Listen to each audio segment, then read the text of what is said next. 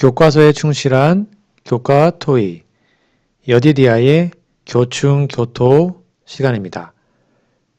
여러분 안녕하십니까? 오늘은 제1기 7과 하늘시민권이라는 제목으로 우리 교과 연구를 진행하겠습니다. 성경책과 교과책을 미리 준비해 주시기 바랍니다. 연구 범위입니다. 빌립보서 3장 17에서 4장 23절, 고린도전서 15장 42에서 44절, 요한복음 14장 27절, 시편 119편 165절, 욥기 1장 21절, 디모데전서 6장 7절, 연구 범위 성경 본문을 꼭 펴서 읽어주시기 바랍니다. 기억절입니다. 아무것도 염려하지 말고 다만 모든 일에 기도와 간구로 너희 구할 것을 감사함으로 하나님께 아뢰라. 빌립보 4장 6절. 우리 기억절 노래 들으시고 이어서 말씀 연구를 진행하겠습니다. 일기 7과 아무것도 염려하지 말고 다만 모든 일에 기도와 간구로 너희 구할 것을 감사함으로 하나님께 아뢰라. 빌립보서 4장 6절.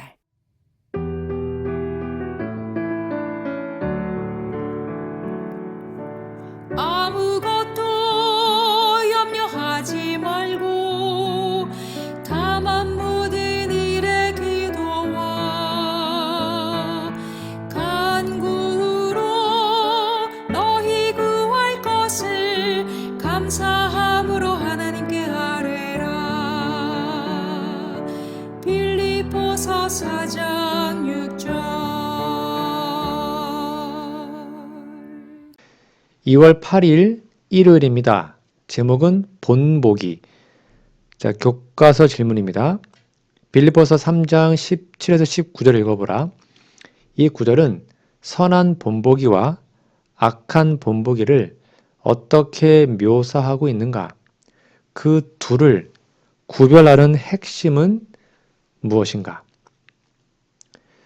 바울은 빌립보 3장 17에서 19절을 통해 그리스도인이 걸어가야 할 길과 경계해야 할 길을 극명하게 대조하고 우리가 누구를 바라보고 무엇을 목적으로 살아야 하는지를 엄숙히 교훈하고 있습니다. 두 종류의 이정표가 있죠. 하늘을 향한 삶과 땅을 향한 삶입니다.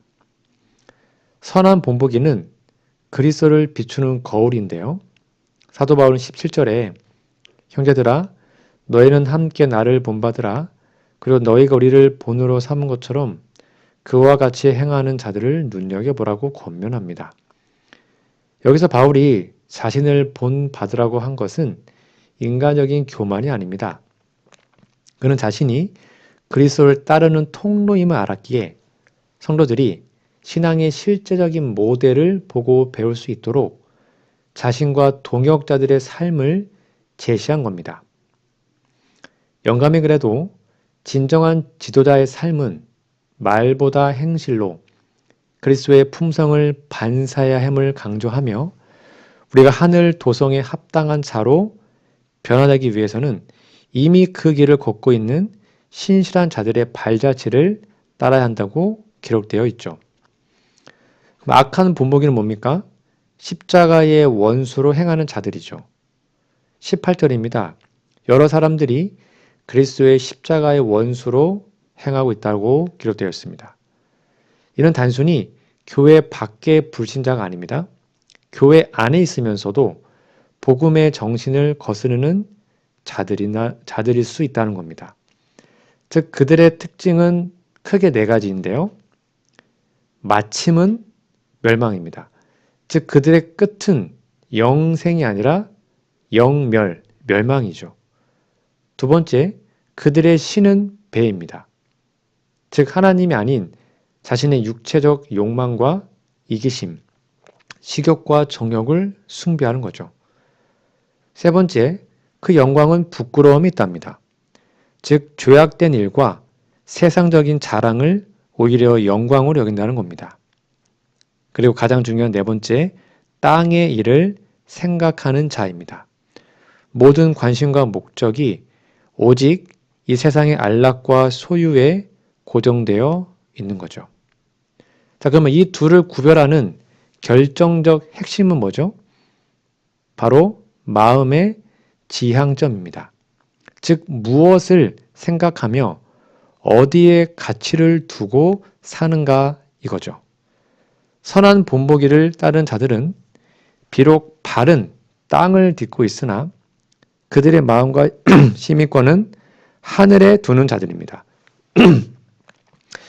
반면에 악한 본보기를 보이는 자들은 하나님의 영광보다 자신의 안위와 세상의 인정을 우선시하죠. 특히 그리스도의 십자가의 원수라는 표현은 매우 의미심장합니다. 십자가는 자기를 부인하는 것이고 희생을 상징하잖아요. 따라서 십자가의 원수는 단순히 예수를 부인하는 자가 아니라 자아를 굴복시키기를 거절하고 육신의 정령을 따라 살면서 복음의 희생적 정신을 훼손하는 자들을 의미합니다. 이것이 바로 하늘 시민과 땅의 거민을 나누는 핵심적인 잣대입니다. 여러분, 지금 우리의 눈은 어디를 향하고 있습니까? 우리가 누구를 바라보고 누구의 발자취를 따르느냐가 우리의 영원한 운명을 결정합니다. 사도 바울이 빌립보 교인들을 향해 눈물로 호소했던 그 심정을 기억하십시오. 세상은 끊임없이 우리의 시선을 땅으로 끌어내리려고 합니다. 너희의 배를 채우라, 너희의 욕망을 자랑하라, 이 땅의 걸 전부다 라고 유혹합니다. 그러나 그리스도의 보혈로 씻음을 받고 침례를 통해 주와 함께 장사된 우리는 더 이상 땅의 일에 매여 살 존재가 아닙니다. 십자가를 지는 삶이 때로는 고달프고 외로울지라도 그것이 생명의 길이며 영광의 기름을 기억하십시오. 자아라는 가짜 신을 버리고 오직 그리스도를 우리의 주인으로 모시기를, 하늘 시민권을 가진 자답게 오늘 하루도 우리보다 앞서 고난의 길을 가신 주님의 뒤를 신실히 따라가는 우리 모두가 되기를 간절히 바랍니다. 2월 9일 월요일입니다. 제목은 주 안에 굳게 서라. 교과서 질문입니다. 빌립보서 3장 20절 21절 읽어보라. 바울은 그리스도인의 시민권이 어떤 모습인지 어떻게 생생하게 묘사하고 있는가? 바울은 빌립보 3장 20절과 21절을 통해서 그리스도인이 이 땅에서 어떠한 정체성을 가지고 살아가야 하며 장차 임할 영광이 얼마나 찬란한 것인지를 아주 생생하고 역동적으로 묘사하고 있습니다. 먼저 하늘 시민권, 이 땅의 나그네에서 하늘의 주인으로 바뀌다는 것입니다. 20절 볼까요? 우리의 현재의 정체성은 하늘에 속한 시민입니다. 그러나 바울은 우리의 시민권은 하늘에 있는지라 거기로부터 구원하는 자 곧 주 예수 그리스도를 기다리노니라고 선언합니다. 그 당시 빌립보 사람들은 로마로부터 멀리 떨어져 살았지만 로마 시민이라는 사실에 큰 자부심을 가졌습니다. 바울은 이 개념을 가져와서 그리스도인의 진정한 시민권, 그 시민권은 이 세상이 아니라 하늘에 있음을 강조하죠. 그래서 제림교회 주석은 이 구절이 우리가 이 땅에서는 외국인과 나그네임을 의미한다고 설명합니다.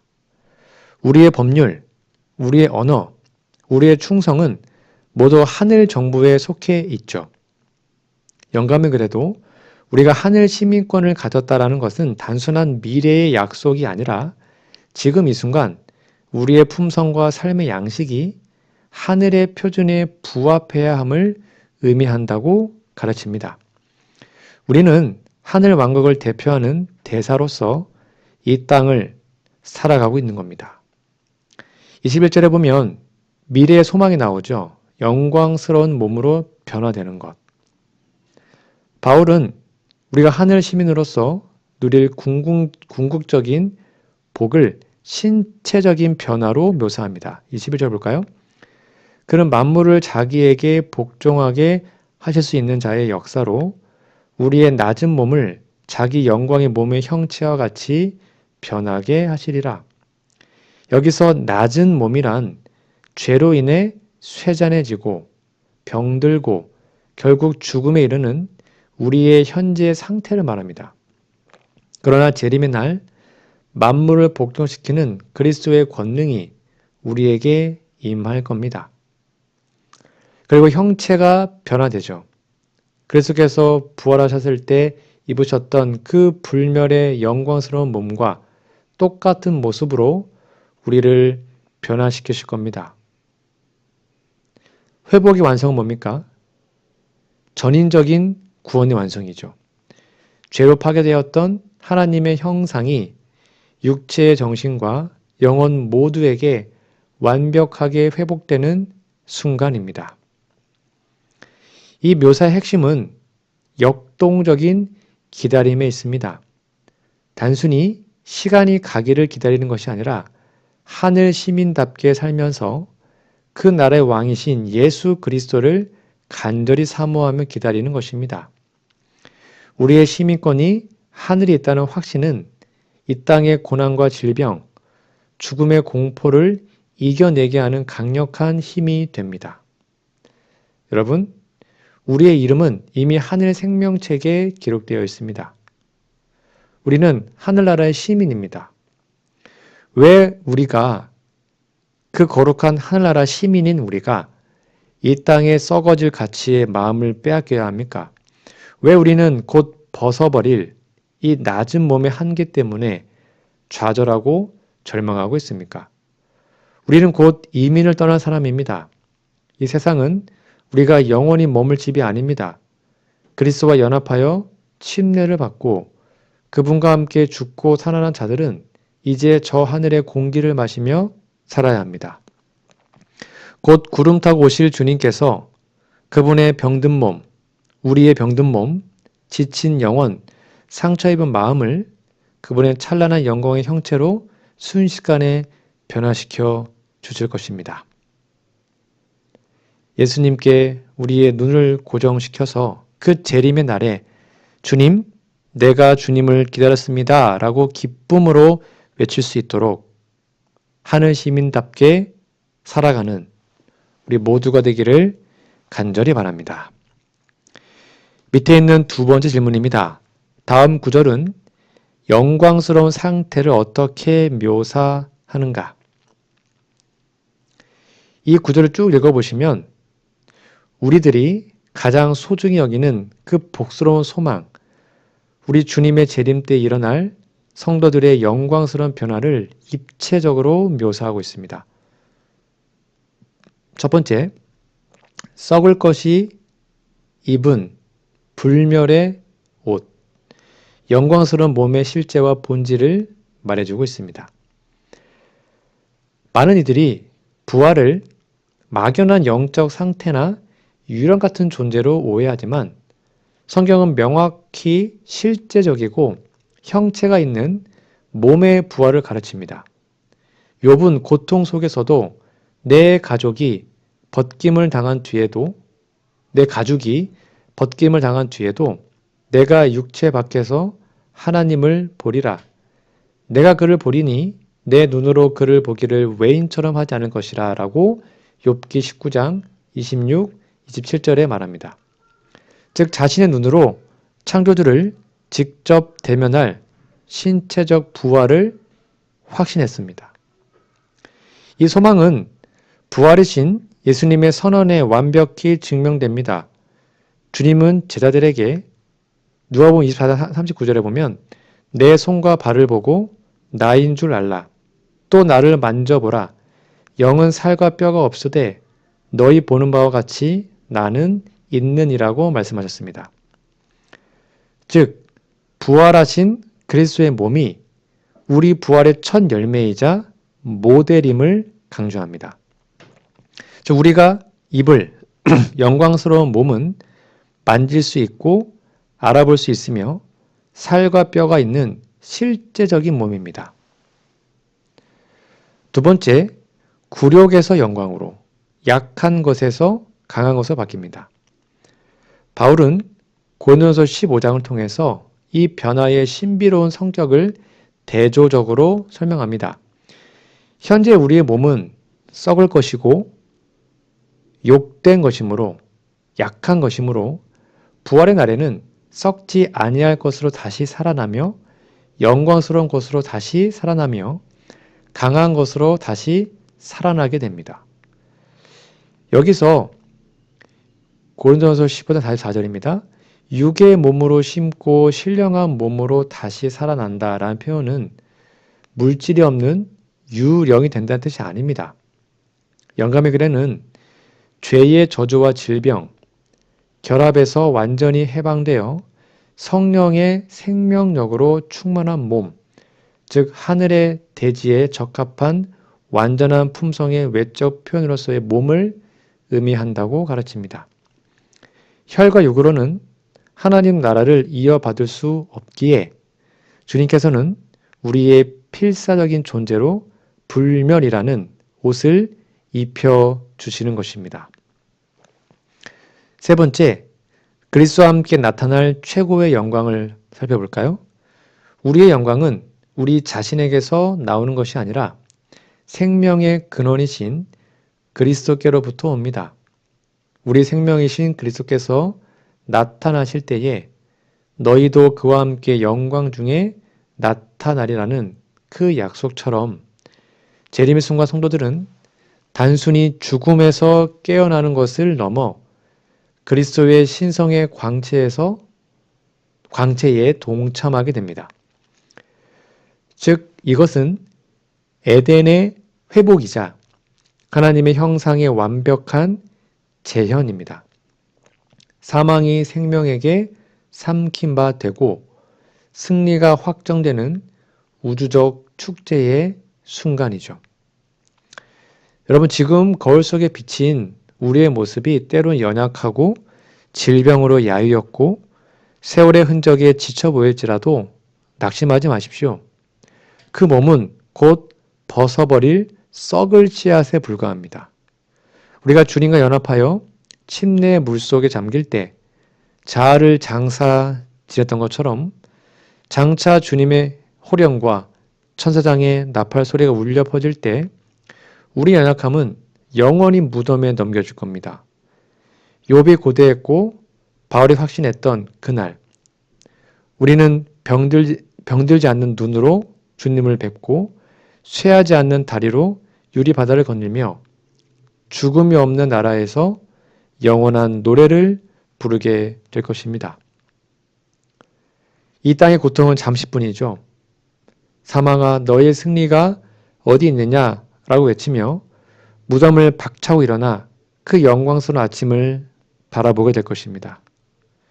우리는 땅의 티끌이 아니라 하늘의 별처럼 빛날 존재입니다. 이 찬란한 소망을 가슴에 품고 오늘 하루도 하늘 시민답게 승리하시기를 간절히 바랍니다.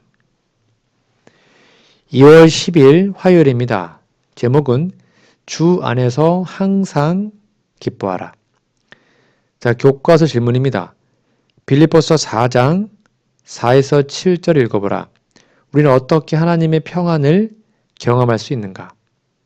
사도 바울은 빌립보 감옥이라는 척박한 환경 속에서도 빌립보 4장 4절에서 7절을 통해 성도가 누릴 수 있는 가장 고결한 상태인 하나님의 평강에 이르는 비결을 제시하고 있습니다. 자, 첫 번째입니다. 세상이 줄 수 없는 선물, 즉 하나님의 평강을 수여하는 길이 무엇일까요? 주 안에서 항상 기뻐하는 겁니다.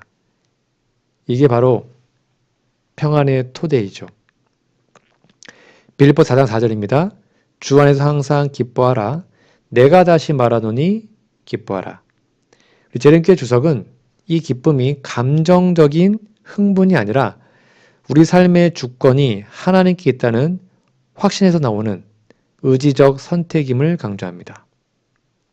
영감이 그래도 우리가 그리스도의 사랑을 명상할 때 영혼의 안개는 걷히고 하늘의 햇빛이 우리 마음을 채우게 된다고 말합니다.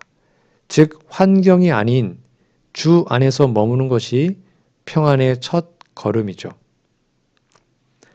두 번째, 너그러운 마음, 관용은 평안의 외적 증거인데요.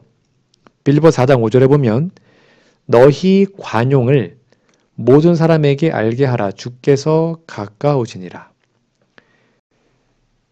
여기에서 말하는 관용은 양보하는 마음, 친절, 인내를 뜻합니다.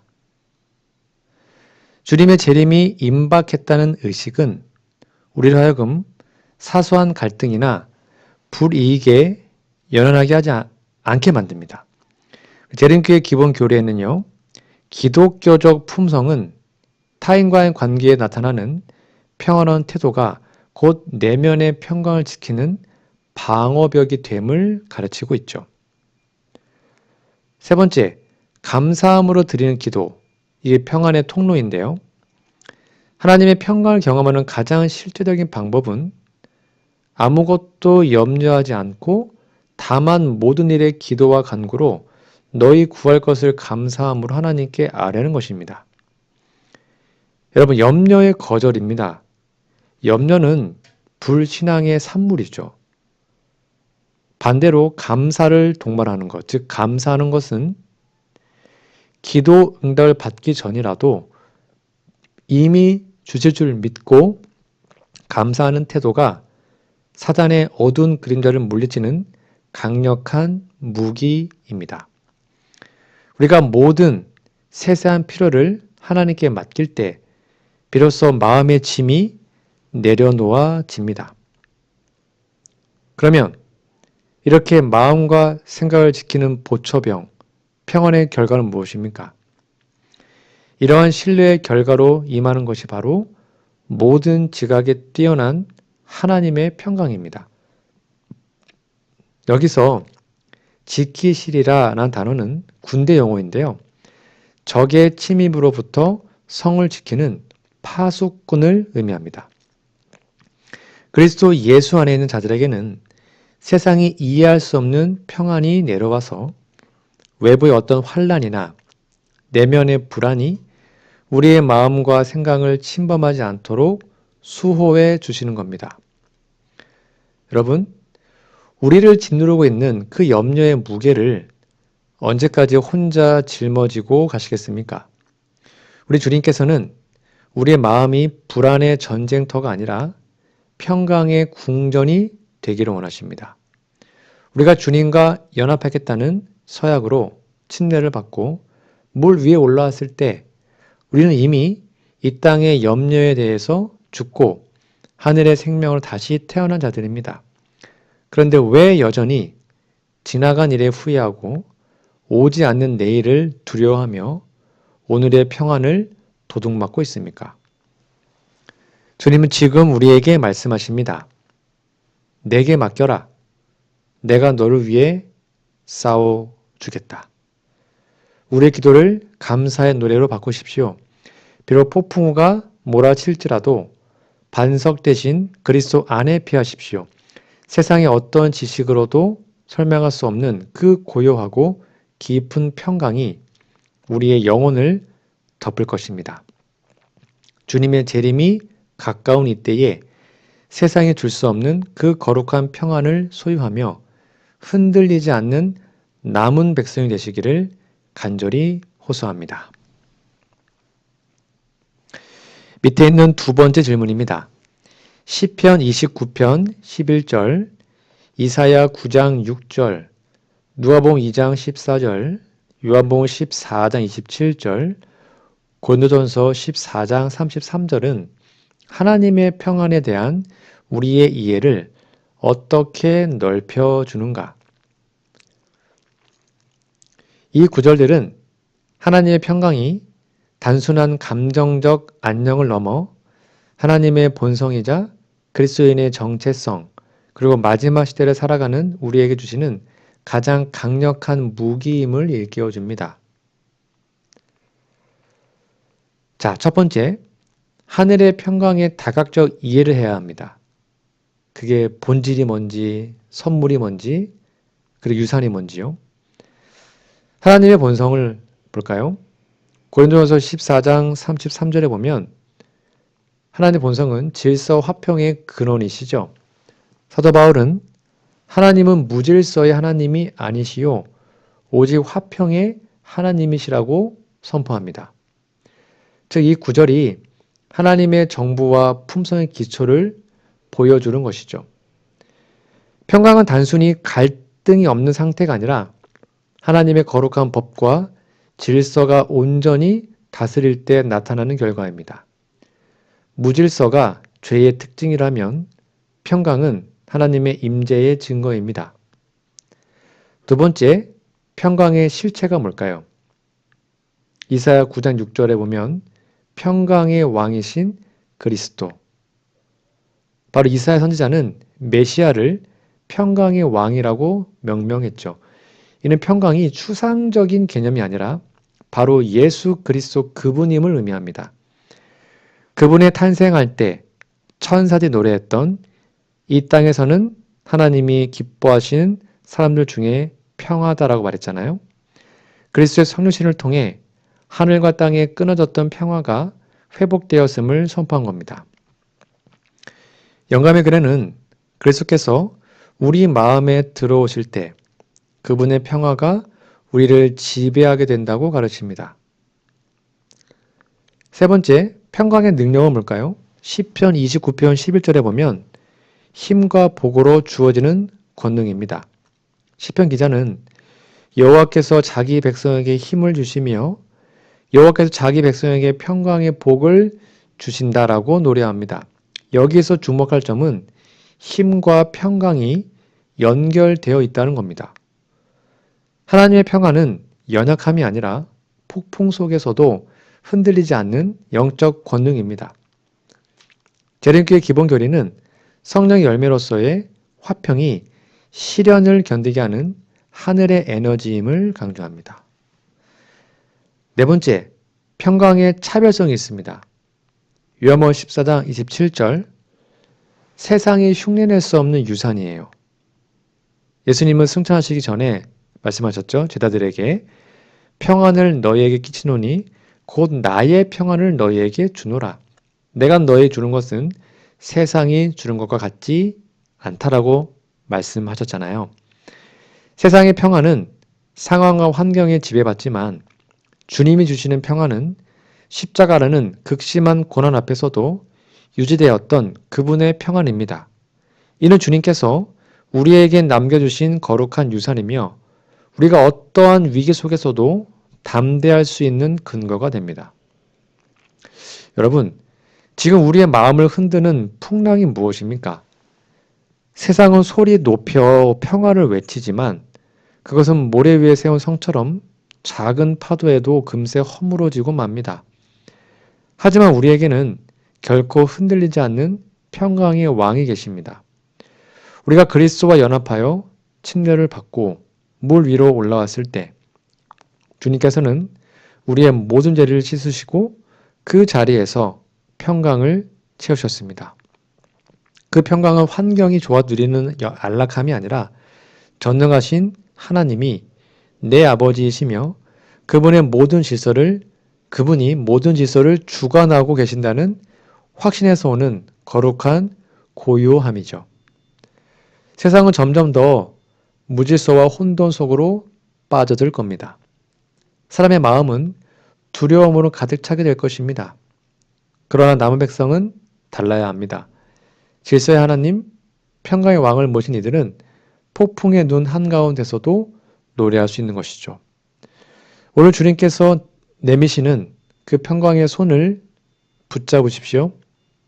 그래서 너희는 마음에 근심하지도 말고 두려워하지 말라는 그분의 음성에 모든 짐을 내려놓으셔서 평강의 왕이 우리의 마음에 언제나 들어오셔서 하늘의 평강을 날마다 맛보는 우리 모두가 되기를 간절히 바랍니다.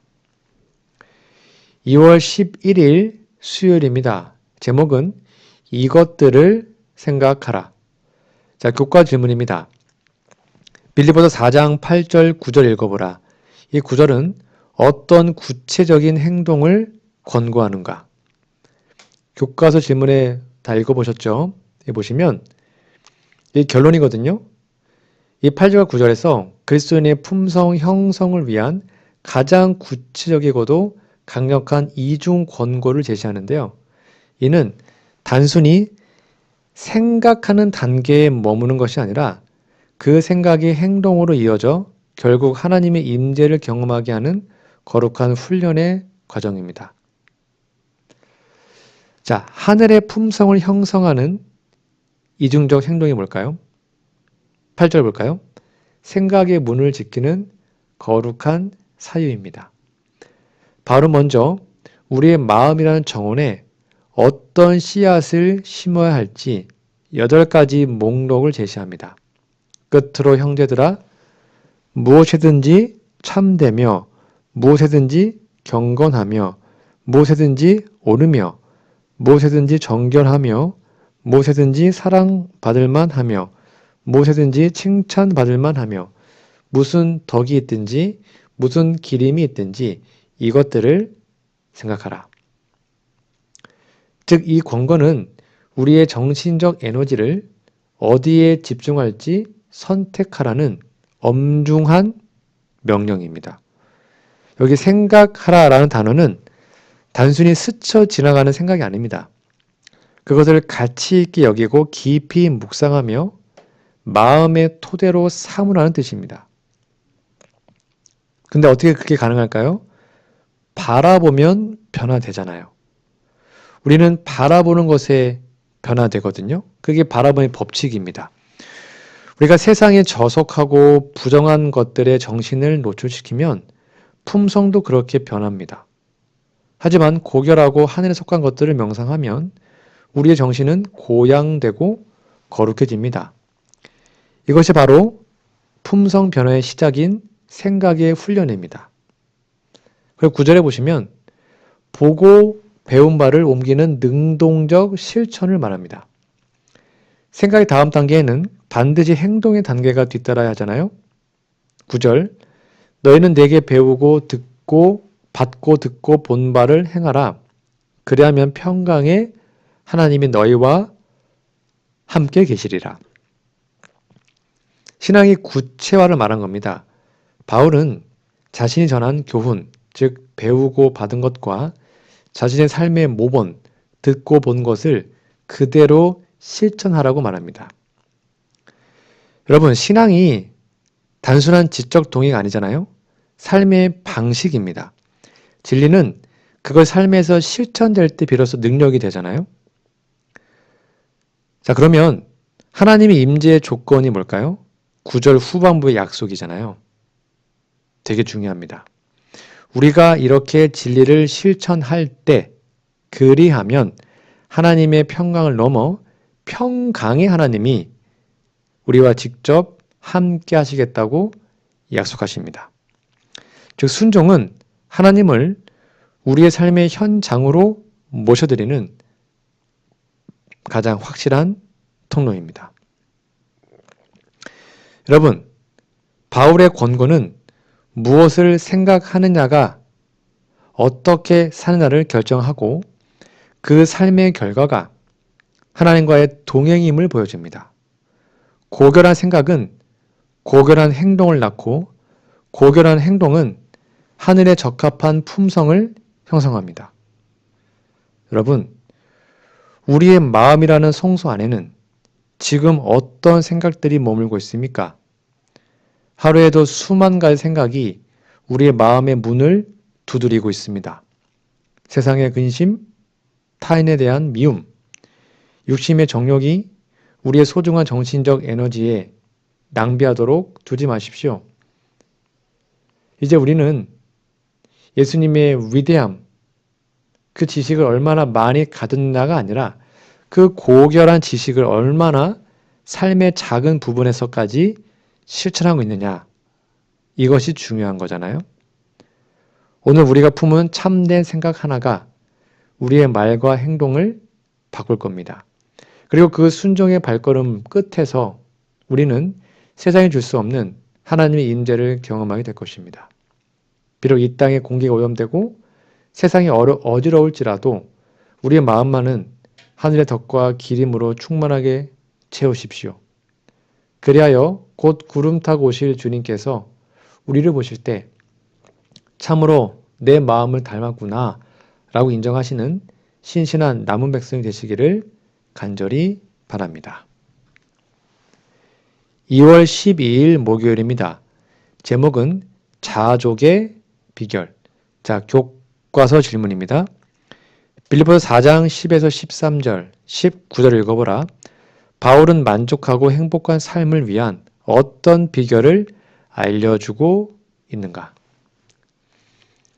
바울은 이 14장 10절에서 13절에서 그리스도인이 환경의 지배를 받지 않고 진정한 행복과 만족을 누릴 수 있는 그 자족의 비결을 공개합니다. 이건 단순히 긍정적인 사고방식이 아니라 그리스도와 연합된 자들만 누릴 수 있는 초자연적인 기적 같은 능력이거든요. 여러분, 자족의 비결은 내면에서 솟아나는 하늘의 만족입니다. 자, 상황을 초월하는 자족이죠. 11절, 12절입니다. 바울은 말합니다. 내가 궁핍함으로 말하는 것이 아니라 어떠한 형편이든지 나는 자족하기를 배웠다. 여기 자족은 외부의 도움 없이 스스로 만족한다는 헬라 철학의 개념을 넘어 그리스도 안에서 만족함을 의미합니다. 제림교회 주석은 이 자족이 타고난 성품이 아니라 고난과 시련의 학교에서 학습된 은혜임을 강조합니다.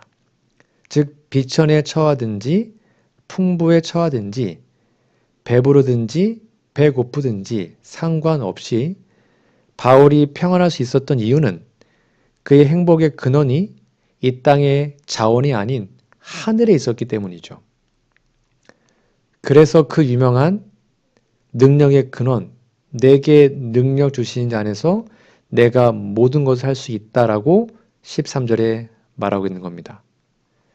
즉 이것은 내게 능력 주신 자 안에서 내가 모든 걸 할 수 있다. 이것은 인간의 연약함이 신성의 능력과 결합될 때 비로소 모든 시험을 견디고 모든 의무를 수행할 힘을 얻게 된다고 가르칩니다. 우리가 그리스도 안에 머물러 있기만 한다면 우리를 무너뜨릴 수 있는 환경은 이 세상에 존재하지 않습니다. 이것이 바로 그리스도인의 무한한 가능성이자 행복의 열쇠죠. 자, 19절을 볼까요? 무한한 공급의 약속이 나와 있습니다. 하나님의 영광의 풍성함인데 바울은 개인적인 확신을 넘어 모든 성도를 위한 위대한 약속을 선포합니다. 19절 나의 하나님이 그리스도 예수 안에서 영광 가운데 그 풍성한 대로 너희 모든 쓸 것을 채우시리라. 자, 하나님께서는 우리의 영적인 필요뿐만 아니라 육적인 필요까지도 돌보시는 자비로운 아버지이십니다. 하나님께서는 그분의 영광의 창고를 여셔서 그리스도 안에 있는 자들의 모든 결핍을 채워주시죠. 그러므로 우리는 내일의 필요 때문에 오늘을 염려하며 행복을 포기할 이유가 없습니다. 자, 그러면 결론입니다. 그리스도 중심의 삶이 주는 평화가 뭘까요?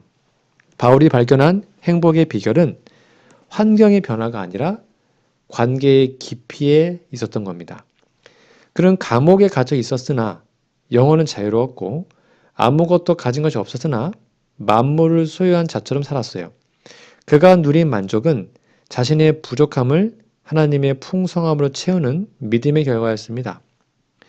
여러분, 오늘 우리를 불안하게 하고 만족을 빼앗아가는 결핍은 무엇입니까? 통장의 잔고입니까? 건강의 위기입니까? 아니면 사람들의 시선입니까? 우리는 침례를 통해 세상의 가치관에 대하여 죽고 하늘의 자원으로 사는 법을 배우기로 작정한 남은 백성들입니다. 세상 끊임없이 더 가져야 행복하다라고 유혹하지만 우리 주님께서는 내 안에 머무는 것만으로도 충분하다고 말씀하십니다. 바울이 감옥에서도 노래할 수 있었던 그 능력 주시는 자가 지금 우리 곁에 계십니다. 우리의 모든 쓸 것을 영광 가운데 채우시겠다고 약속하신 하나님을 전적으로 신뢰하십시오. 부족함 속에 있다면 주님의 풍성함을 경험할 기회로 삼으시고, 풍부함 속에 있다면 주님의 은혜를 나누는 기회로 삼으시기 바랍니다. 곧 오실 주님을 맞이할 준비를 하는 우리에게 가장 필요한 것은 세상의 소유가 아니라 어떤 형편에서도 주님 한 분이면 기뻐하는 하늘의 품성을 갖는 것이죠. 오늘 하루 우리 마음이 땅의 결핍이 아닌 하늘의 충만함으로 채워져서 세상이 이해할 수 없는 찬송을 부르는 행복한 그리스도인이 되시기를 간절히 바랍니다. 오늘은 제7과 하늘 시민권이라는 제목으로 우리 하나님의 말씀을 함께 나누었습니다.